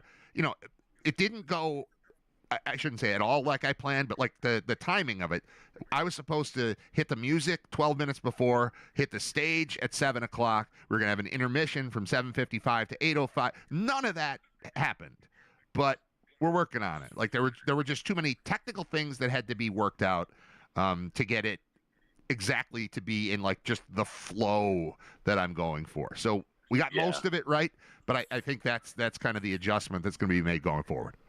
Yeah, and I think having somebody like be the MC, introduce you onto the stage, you being more of the host than the guy that's the technical part of things. Although I know you have to run the trivia and everything, but I think you just need to be, more of a host type of personality. Yeah. And then have somebody out on the floor asking questions, walking a microphone around, helping people, work through their phone issues because they don't know how to use a QR code. Yeah. Stuff like that. That would be great. All right. I'm on it.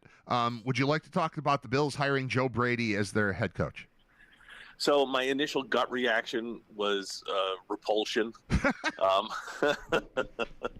But then, I'm trying to be optimistic, and like every Bills fan in August, I'm trying to be positive. And I just hope that it was McDermott and his philosophy, not necessarily he was interfering with play calling. I'm not suggesting that, but his general philosophy was holding Joe Brady back. And if that's the case, then I think we're going to see, a different team come out in September than we've seen the last few years. And, that's my optimistic take on it. And we'll see what happens. And the one thing I'm glad we're going with an offensive guy as a head coach, because then you don't have to worry about changing over the offense every time you get a new coach in there. Right. And so if he's locked in for the next 5 years and he has success, and we can get a good defensive coordinator in here, and Jim Leonard, if that's who it's going to be, that sounds like a good idea, as far as I can tell. And we'll see what happens. I mean, I'm going to try to be positive, but if you were looking for a drastic change, this certainly isn't it. Right. But I don't know that I am, because they always go to the playoffs and they're always in contention. And a week and a half ago, we thought they got screwed and should be going to the AFC Championship game. And we all thought they'd beat New England. And then we'd be sitting here waiting for a Super Bowl. And that's how close they are. So how drastic do I want to change things? Or how drastically do I want to change things? I don't know that it's a ton. My initial reaction was, all right, sure. And then I go online and the world's on fire, as if they just hired Satan to be their head coach, and I don't think it's that. So I don't know. I have more of a positive than negative feeling about Brady. Is he ready to be a head coach? I don't know, but I would assume that if you're hired, the last guy you hired was McDermott, and I think you did so because he was organized. And I would assume that Joe Brady has that working for him as well. It's not just, we like him. I think it's, structurally, what can you do to keep, because the one thing that you're losing with McDermott is the overall sort of, the way they talked about him, he's the same guy every day. You walk in, he's never going to be nuts. The structure of all of it is what was sorely lacking during, obviously, like Rex Ryan, but even before that, you got coaches that are resigning, two of them. Like, I've never heard of, I can't name 3 coaches who have quit in the NFL. And the Bills, 2 out of 3 quit with Malarkey and Marone. So he solved something. It's the opposite of what Daboll brought to the Giants. Like, it was chaos down there from everything that you've heard. Right. So, the other thing is, like, all of a sudden, the post-firing of McDermott glow-up that he's getting is insane. I mean, I've wanted this guy fired since 13 seconds. I mean, he wasn't getting us over the top. And you can say what you want about Bean, but you tell me that our team, the Buffalo Bills, has less talent on it than the New England Patriots? Nonsense. We have more talent on our team than the Patriots do. And you can't convince me otherwise.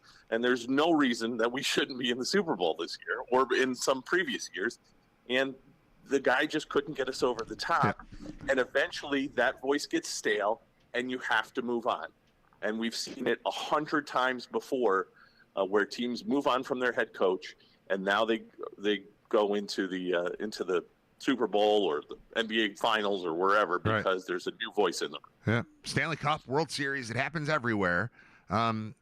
This is the first year for McDonald in Seattle, right? Or is it his second?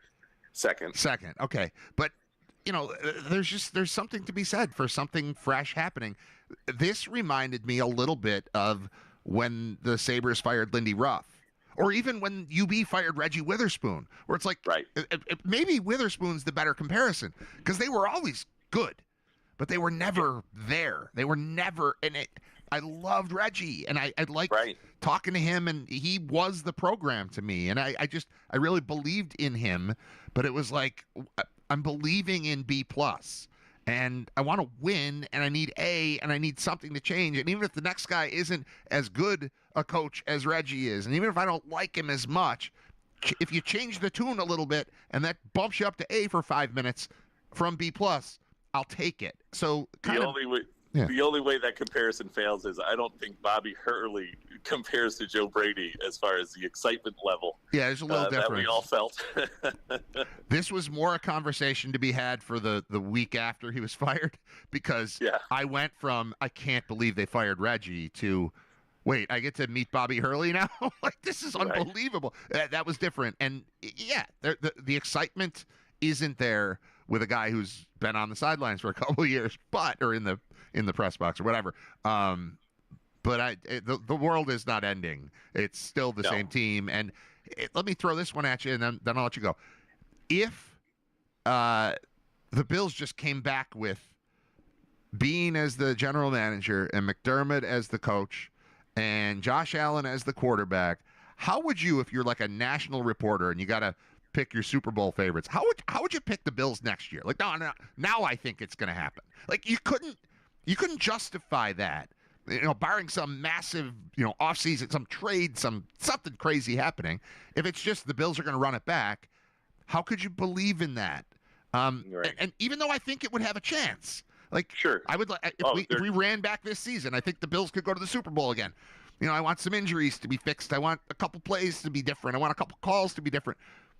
But how could you be enthusiastic and say, no, this is the year? So Pagula deciding we have to change something is not crazy to me at all. No, and not at all. You don't need to do a massive change because you just need to tweak something. And I don't know. I get where tweaking might be the better move than massive overhaul. Yeah, in a league where John Harbaugh and Mike Tomlin are no longer, with their original teams, I mean, you can't justify keeping Sean McDermott when he hasn't got you to the Super Bowl. You can't. You have to make a change. You have to move on. And just like Philadelphia did when they got rid of, the Chiefs coach, Andy Reid. And then Andy Reid goes and wins a Super Bowl. He's great. I mean, does Philadelphia regret getting rid of Andy Reid? No, they did the right thing for them at the time. Right. They both won Super Bowls. Yeah, and McDermott might go on and coach somewhere else and win a Super Bowl within his first 2 or 3 years. And that's great. Good for him. But so might we. Right.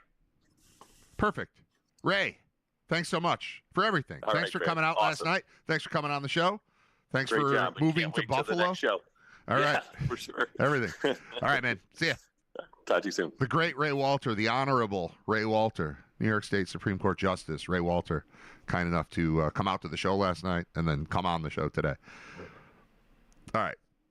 Looking at other stuff, we got 11:37.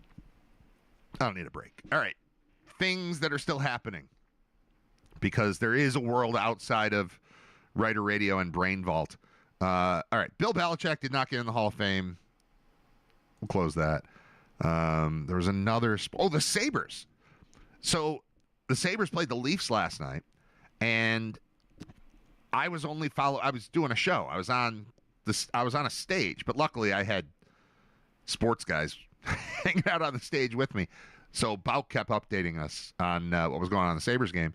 And the first I heard, it was the Sabres were up 3-2. Then it was 3-3. Then it was 4-3. And then no updates after that. And then I got in the car on the way home, and I had the post-game show on, but I caught a part where it sounded like they probably won. Like, I don't remember which player was talking, but it was an interview. Paul Hamilton's interviewing somebody in the locker room, and it sounded positive, but I only caught a quick little part, and then my phone rang, and so I missed it. So then I came home, and then I was still talking about the trivia show with my wife and my kids, and I was eating pizza, which was great, which I'm going to eat again as soon as this is done because it was delicious. And I had no idea, so I had to look up, like, hey, how'd the Sabres do last night? 7-4 win. Dahlin, hat trick, 5 points. Okay. I haven't checked the standings, but it seems like things are still good.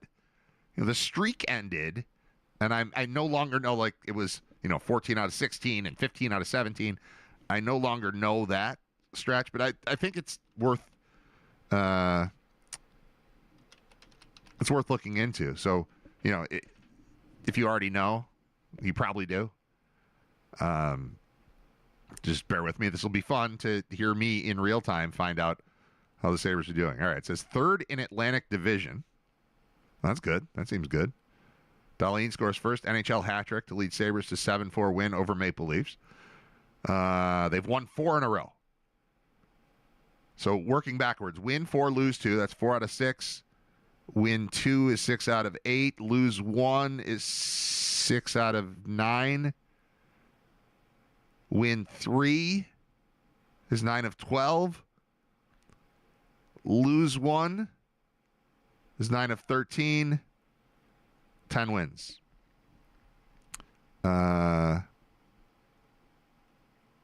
19 of 23. So they've lost 4 of their last 23 games. Yeah, that's right. Wow. All right, doing it the right way. Win 10, lose 1. Win 3, lose 1. Win 2, lose 2. Win 4. Let's see what the standings look like. They've got to be good. Because even with the 10-game win streak they needed to get themselves back into it, then they lost a game. Like, oh, they're out of it again. But they not right now. I mean, they're 30, 17, and 5. That's that's legit. All right, wild card standings. Oh, they're not even wild card right now. That's right. Top 3 in the division make it. They're not even fighting with the wild card teams. They're 5 points out of first in the conference.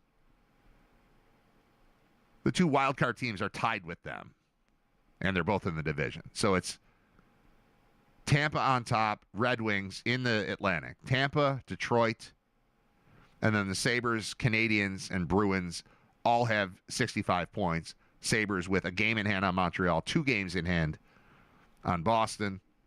And then the next non-playoff spot, the Sabres are 6 points into the playoffs. Florida's first team out right now with 59. Sabres are at 65. They're closer to first than they are to out of the playoffs. And this might not be news to anyone but me. But I legit just don't pay attention until it matters, and it's starting to matter. They're 16-6-3 at home. Congratulations to the people who have been spending infinite money on attending these unwatchable games for like 12 or 13 years. That they've witnessed 16 wins and 3 overtime losses in 28 home games. That's awesome. I did the math wrong. 25 home games. 16-6-3. That's cool. They're plus 20 in goal differential. They've won 4 in a row, which, let's see if that's the longest streak in the league right now. Yep, they're back to having the longest winning streak in the league again. Tied with Pittsburgh. Pittsburgh's also won 4. And they're at 63 points with a game in hand on the Sabres, but they don't matter because they're in a different division. And we're not talking about wild card anymore because the top 3 teams, they changed the playoff format. This is how bad the Sabres have been. They changed the playoff format when they split it. They made it 2 divisions. I've never learned what the playoff format is. Like when I saw they were 3rd in the division, I thought, ooh, is that like an automatic spot? And yeah, it is. But I've never learned it. I've never had to. But the way it works now, the top 3 teams from each division make it, and then everyone else competes for 2 wild card spots, and that still gets you 8. So the same number of teams make it, but they just rearrange things. And legit, like, I have not had to know. This has been going on for easily 5 years, maybe more, this format of how you make the playoffs. But it has been completely off my radar because it has not mattered. The only thing they've been trying to do is grab a wild card spot down at the bottom. And I haven't had to think about the division thing. So seeing it now, just seeing them 3rd. Let's see. Overall, they would be they'd be 5th overall in the conference right now. Yeah. Tampa and Carolina are division leaders at 70 and 69 points. Detroit's got 69. Then the Sabres, they'd be fourth. Wow. Long way to go, but something's going on. Look at that. They made a tweak over there. You know what came up with Ray? And I feel like I've had this thought in passing, but I don't know that I've said it on the show, so I'll say it now. He said, like, in a world where Jim Harbaugh's not coaching his team anymore, he's not with the Ravens, and Mike Tomlin's not coaching the Steelers, how do you come back with McDermott? And it occurred to me there, I wonder if, I might have said Jim when I meant John Harbaugh, I apologize. I wonder if the firing of John Harbaugh was the moment that Terry Pegula thought, oh, we can do that? I could. Never occurred to me. But if the Ravens can fire Harbaugh, the Bills can fire McDermott.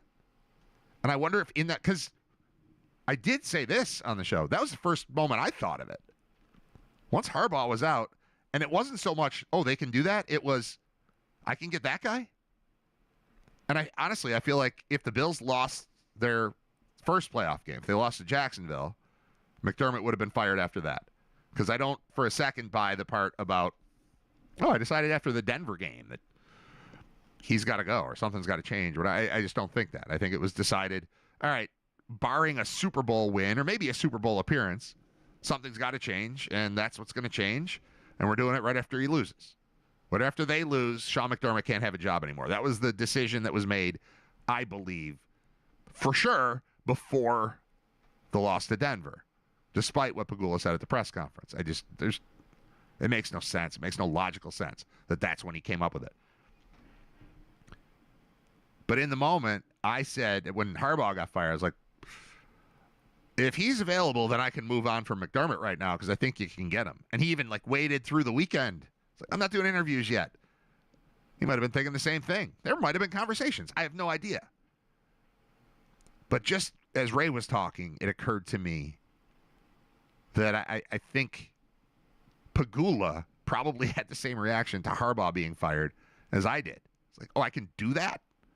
I should do that if things don't go perfectly over the course of the next month. And they did. And now Joe Brady's in, and I'm all right with it. That's all. I'm all right with it. I'm not, damn it, that's the move they had to make. This is perfect. This will propel them to Super Bowl stardom. It's not that. It's just, it's fine. It's fine. If they didn't fire McDermott, I wouldn't be jumping up and down saying they need to fire McDermott either. And then once he's gone, I'm not like, I demand massive change. I need somebody I don't know anything about to take over this team. I didn't need that either. So, despite the overwhelming anger about this dude being hired, promoted, if you will, including from my wife, who won't come on the show, people are pissed, and I'm not. But I'm also not here to argue with the people who are mad, aside from the entire conversation I had with Paul Peck, where it's like, I don't know, seems all right. Everything is not like way over here, way over there. There's nuance in everything, and we ignore that as a society in every conversation. And, obviously, like, political stuff is that way right now, where you're either here or you're here. And it's like, not really. I'm here. I'm right here. I'm right here. I think what you said over there is stupid. I think what you're saying over there is stupid. I'm just hanging out here. That's extreme. That's extreme. I'm not extreme. I'm just hanging out in reality. And I don't feel the need to always... Maybe it makes me a crappy radio host. I don't know. Because I don't have this, like, screaming, jumping up and down, those people are stupid kind of opinion, usually. It takes a lot for me to get there. Maybe that's bad for, what I do. But I believe in, like, nuance and gray versus black and white. I want to play a song and then come back and we'll wrap things up. It's RITER Radio. episode 253. Thank you for being a part of it. Thanks to our sponsor, Brian Janik at thefinancialguys.com. And thanks to our Brain Vault sponsors, also the Financial Guys overall. And Buffalo Trim, that makes me look. I am impressed. Every time I look, right there is where I am on my screen. So there's the camera. Over here is a preview of the next scene. And then over here is me. Like, there is me.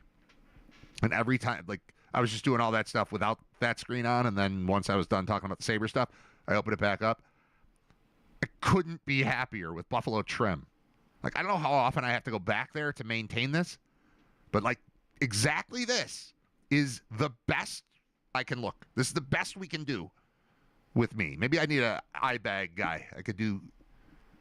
Maybe I need makeup. I'm not going to do makeup. But maybe there's somebody that can, like, press that out. Or these bumps that show up, like, right here. See that? I got that on both sides. Like, I can fix that. But as far as, like, hair, facial hair, all this is great. Thanks, Buffalo Trim. Again, I'm not better looking than anyone. I'm just better looking than I was, and that's all I asked of them. I said, I'm 51. Can you get me back to, like, 45? Ta-da. I think they did it. Good job, guys. Timeout. Right back. RITER Radio.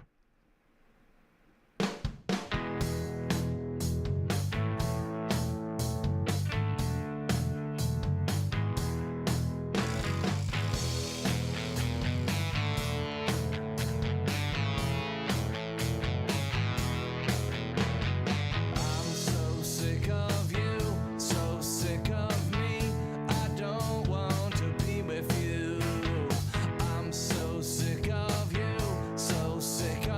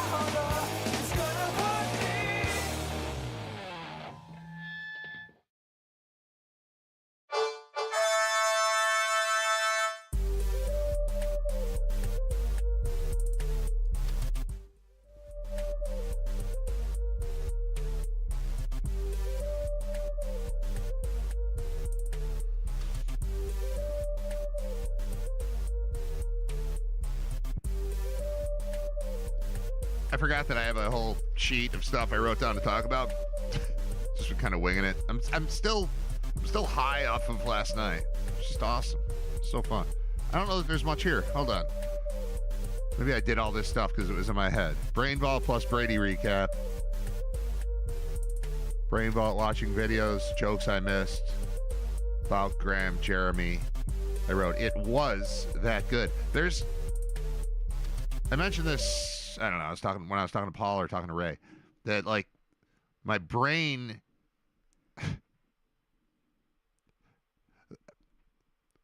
like the next 40 things that are going to happen are all kicking around here while stuff's flying out of my mouth. So I'm talking, and if I hear noise coming from my left, so the way it was set up, it was me here, Jeremy, Tim, Greg. Sorry, my hands were way off the screen. I'm here. Nope, wrong way. I'm here, and then this is wrong too. No, this is right. Jeremy, Tim, Greg. Again, I'm off the screen, but you get what I'm saying. Working from my left. And if I'm talking, I want there to be sound. I want there to be something coming from the stage. So if I'm talking, I'm thinking of the next stuff I'm trying to do, and then hoping when I stop talking, something happens over there. And it always did, because I had 3 professionals on the stage with me. We don't all, well, Greg is typically on a stage. He's clearly the most comfortable there. But the rest of us, we were fine. But I missed so many of the quick little jokes that were happening as Greg and Tim and Jer were just working to crack each other up. And like occasionally I wasn't listening. I wasn't in the moment with them as much as I should have been. And that's part of what Ray and I talked about, like what we can improve. And it's, interacting more with the guy. I've got all these guys there. Like they're all each one of them is a big deal. And they're all there. And then I just kind of hang out and ask trivia questions. And like there's a balance to be made here between a show and the trivia part. The trivia part is fun, but you can go to any bar trivia night for free. Why are you going to pay for this? Because it's a show. So me interacting with them. But I went back and watched some of the video. And those dudes are hilarious. There's so many little things that I missed that happened on the stage that, if you were watching it in person, you might have, missed a word here or there. But you at least were appreciating the vibe. I was working, so I missed some of it. But watching it back, it was awesome. It was really, again, I would take the 2 hours, I would condense it into 1 hour, and it would be perfect. Be like, holy crap, this show's amazing. As it was our first run, there were kind of little dead spaces, mostly because I've got to learn the software better. That's on me. But every time I tried to switch from one round to the next, it was like 8 minutes of nothingness. As I was like, that didn't work. It's not showing up on my phone. Like that kind of crap. We edit that out. And in real life, we'll edit it out too. We'll get rid of it. I know how to fix it. It'll be better next week. I promise. But I had that written down. I wrote, it was underlined that good. I wrote down a thing about Nick and Depew. Oh, and Arvind. So I want to say the guy's name is Arvind. It's I might have talked about this already. Did I? It's like a slightly unusual name, but there's a guy who's being really nice in the crowd.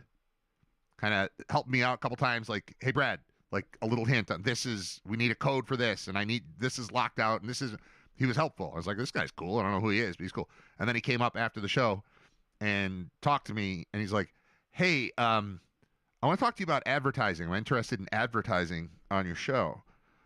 And I was like, all right, I'm listening.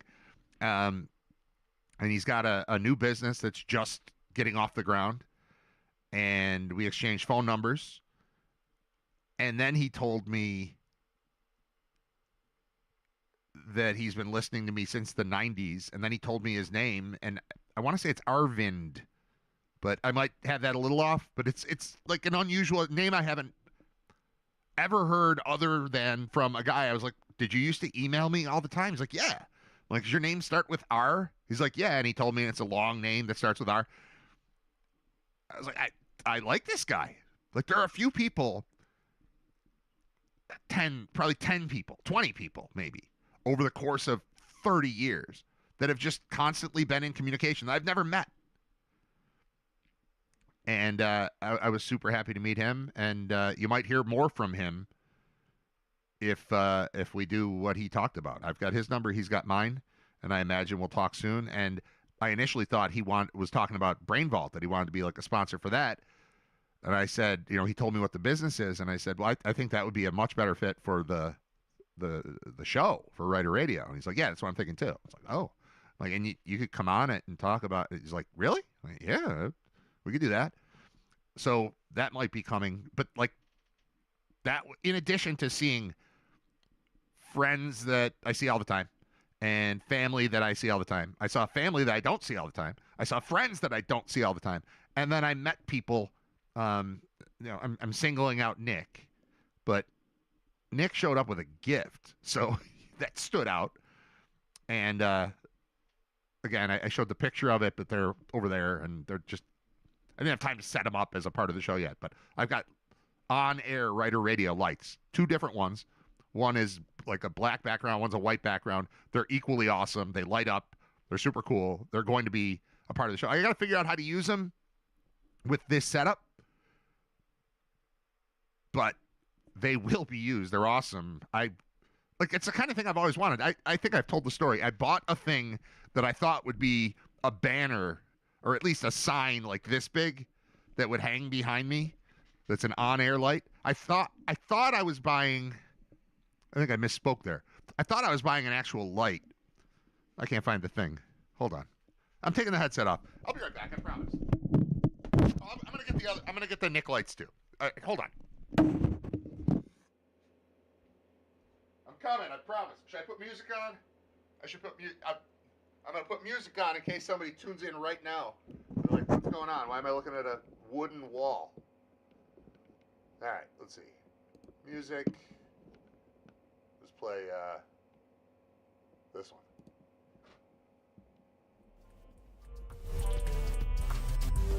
There, now there's something. Hang on, I'm getting stuff.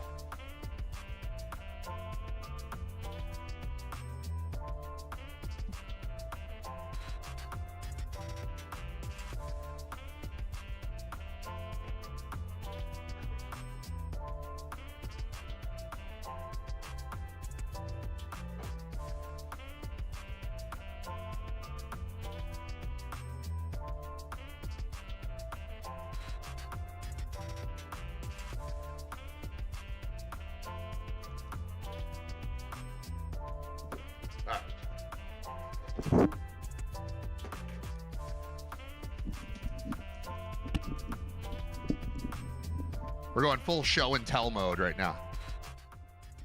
Kill the music. All right, music gone. So, Temu, man. I was on Temu. Temu, people make fun of it all the time, rightfully so. If you're on Temu and you buy 10 things, 2 of them will be great. 4 of them will be fine. 4 of them will be a joke. Like, how could this be $3? And then it gets there. You're like, oh, that's why it was $3. I haven't made a massive investment, but I had a $80 purchase on Temu. You just get caught up in it. You're like, sure, I'll take that. I could use that. I need more hair clippers, just like dumb stuff. And one of the things I thought would be great, knowing that I do a show from my house, was an on-air light. And I tried to buy an on-air light, and it turns out it was a picture of an on-air light. So I thought I was buying a light. I misspoke when I said I thought I was buying a sign. I thought I was buying a light that was like this. And if it came out like this, that would have been acceptable. That would fall in the medium range of the Temu spectrum. But what they sent me was this. It's a picture. It's metal. It's on a little tin thing. It's a picture of an on-air light. So this sucks. I like it. I mean, it's cool. I don't know what I'm gonna do with it, but it's still in the packaging. I don't know what to do with that. Look at that. Because I was dreaming of having an on-air light, and in a perfect world, I would want it to say RITER Radio on it, and now it does. I'm going to show you one of the two, but there's one. The other one is a black background, but it lights up. It's real. I know that's not coming across perfectly on camera, but it looks better unlit on camera. Should I get the black one to show you? And it's got different, so that's on off, but then there's two different buttons, and I figured out what they are. One, there are 5 different levels of lighting.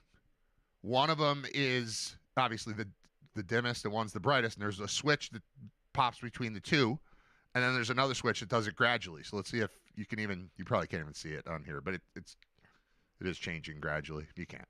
On and off because it wasn't on. All right, here we go. How about that? And then this one just goes bright to nothing, or bright to dim.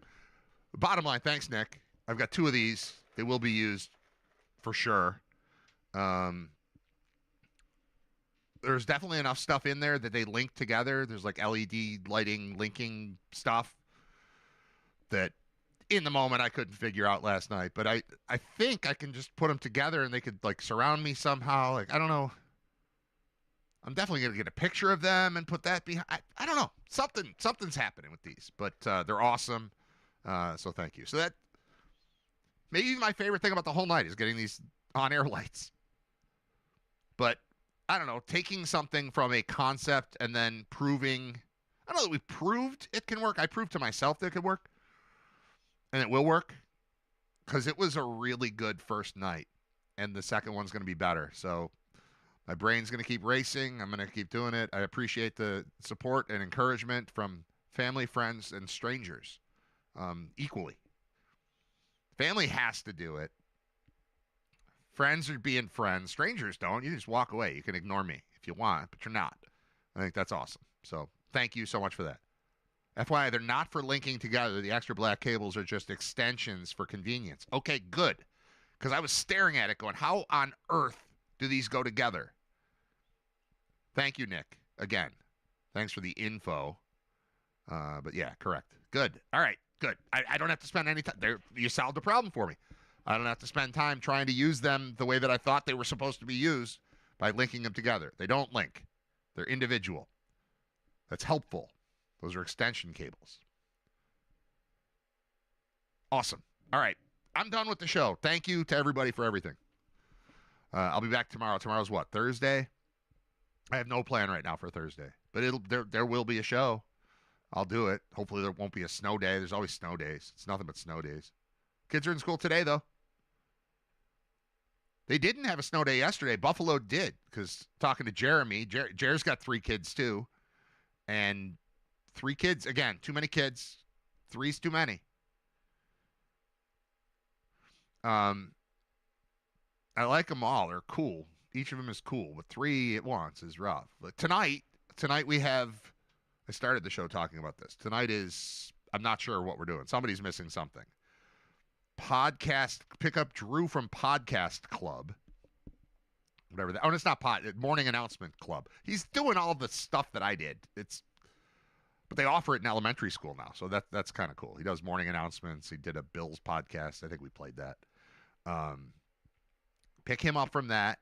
He has to stay after school for that. Zach stays after school and then takes a bus to his basketball game.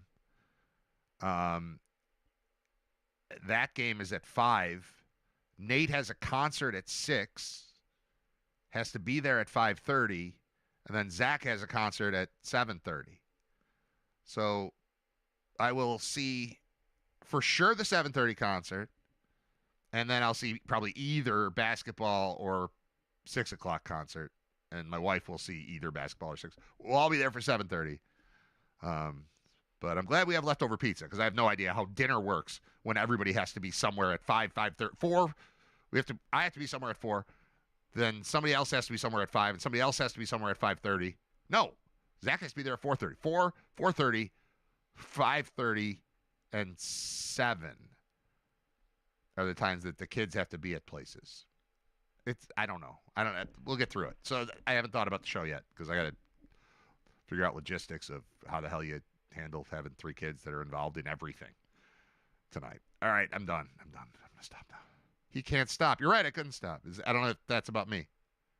Oh, yeah. As soon as, FYI, the general rule is as soon as Brad says he's done, the show typically has another half hour. Not today, suckers. I'm out. I quit. I don't quit. I just quit for today. I think there's a nap in my afternoon because I can't run at this speed, man. I just can't. Go to lunch. I'm done. Bye. I don't know. I have a turkey sandwich. We're gonna go around the corner. I think you should come with us. This is a great place. Okay. We brought you a shirt. Will you get out of here? Will you get out of here? Will you? Now, will you go to lunch? Go to lunch. Will you go to lunch?